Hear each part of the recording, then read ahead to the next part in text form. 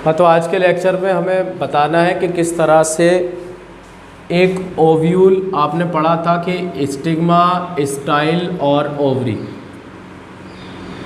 Ovary के अंदर वाला हिस्सा हमने बताया था आपको ओव्यूल। ओव्यूल के टाइप्स लास्ट लेक्चर में हो गए थे, इतना समझ में आ गया था। अब हम मेनली ओव्यूल में ये हमने पढ़ा था, ये इस तरह से स्ट्रक्चर होता है, इस तरह से ओवरी होती है और इसके अंदर एक ओव्यूल होता है और उसमें बेसिकली एम्ब्रियो सैक होता है। इसमें 3 एंटीपोडल सेल होते हैं, 3 ऊपर के एंटीपोडल सेल होते हैं, ये एंटीपोडल सेल, और बीच में ये पोलर न्यूक्लियाई हैं, काले से हमने दिखाए हैं पोलर न्यूक्लियाई, और नीचे वाले 2 हरे कलर के जो है ये सिनर्जिड है, और एक नीला कलर का जो है ये क्या है, एक्सेल है। इतना समझ में आ गया था, ये एक्सेल है। इसके अलावा ये जो ग्रीन कलर का पोर्शन है ये का क्या है, ये 2 जो सेल हैं इनका नाम है सिनर्जिड। इतना समझ में आ गया था। अच्छा, ये पूरा एम्ब्रियो सैक बोला जाता था। ये कहाँ होता था, ओवरी के अंदर, खास इस वाले पार्ट के अंदर। इसको हमने बताया था कि ओवरी के अंदर ओव्यूल होते हैं, ओव्यूल में ओव्यूल के अंदर एम्ब्रियो सैक होता है। फिर हमने टाइप बताए थे, कैसा, किस टाइप, कितने तरह के ओव्यूल हो सकते हैं। अब हम आपको ये बता रहे हैं कि एम्ब्रियो सैक कैसे बनता है ओव्यूल के अंदर। इस टॉपिक में बेसिकली हम यही बताएंगे कि एम्ब्रियो सैक कैसे बनता है ओव्यूल के अंदर। तो एक नॉर्मल अगर हम ओव्यूल का डायग्राम बनाएं, यहाँ पे अगर कुछ इस तरह से होता है,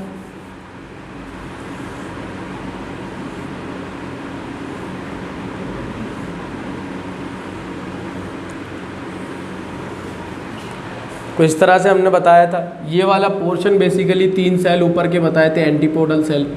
एंटीपोडल सेल के अलावा ये, अगर हम इसको रेड से दिखाएं इस वाले पोर्शन, तो बीच में हमारा क्या था, ये तो एंटीपोडल सेल है, बीच में फिर आपका पोलर न्यूक्लियाई आ गया, और यहाँ पर आपका ये इस तरह से, इतना समझ में आ गया था। अच्छा, एम्ब्रियो सैक कैसे बनता है, फिर हमने आप ये भी बताया था, ये फ्यूनिकल है, हाइलम है। अच्छा, ये ऊपर वाला पोर्शन, ये वाला रीजन जो है ना, ये वाला रीजन, इस रीजन को बोलते हैं चलाजा। क्या बोलते हैं,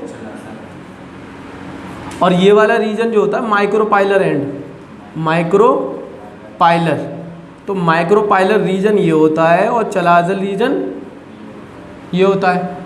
अच्छा, एम्ब्रियो सैक कैसे बनता है, ये ऐसे बनता है कि इसको पहले तो ये समझ लो, mega sporogenesis, development of ovule, development of female gametophyte. Female gametophyte का मतलब यहाँ पे कुछ और नहीं है, यही है एम्ब्रियो सैक कैसे बन रहा है।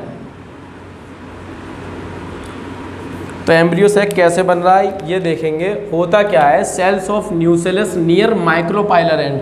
तो न्यूसेलस, इस वाले रीजन को तो बोल रहे थे हम, तो ये वाला जो रीजन है ना, इसको न्यूसेलस बोलते हैं।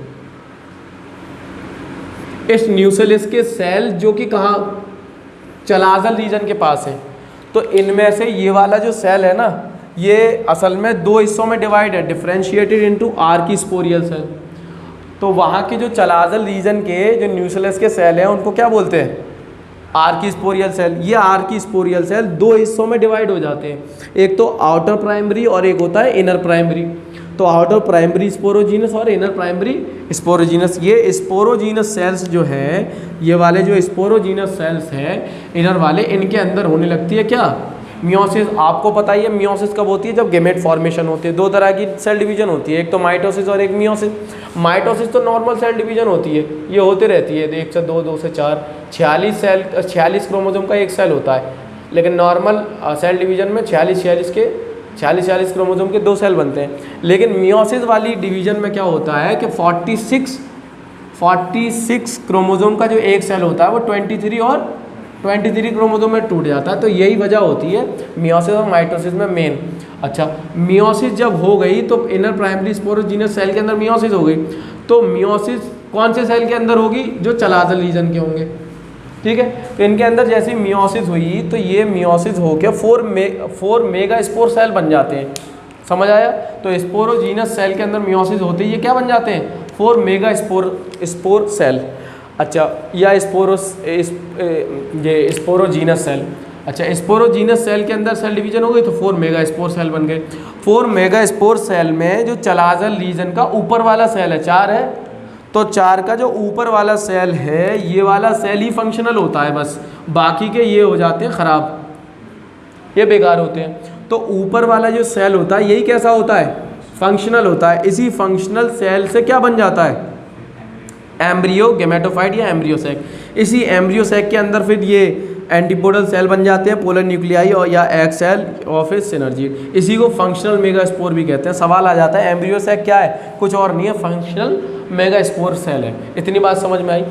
तो इस लेक्चर में हमने क्या बताया आपको, हमने बताया मेगास्पोर डेवलपमेंट ऑफ ओव्यूल या डेवलपमेंटल ऑफ फीमेल गेमेटोफाइट, कैसे डेवलपमेंट होता है इनका, या एम्ब्रियो सैक कैसे बनता है। तो ये एक ओव्यूल का डायग्राम है। ओव्यूल कहाँ पे होता है ये हमने बताया था।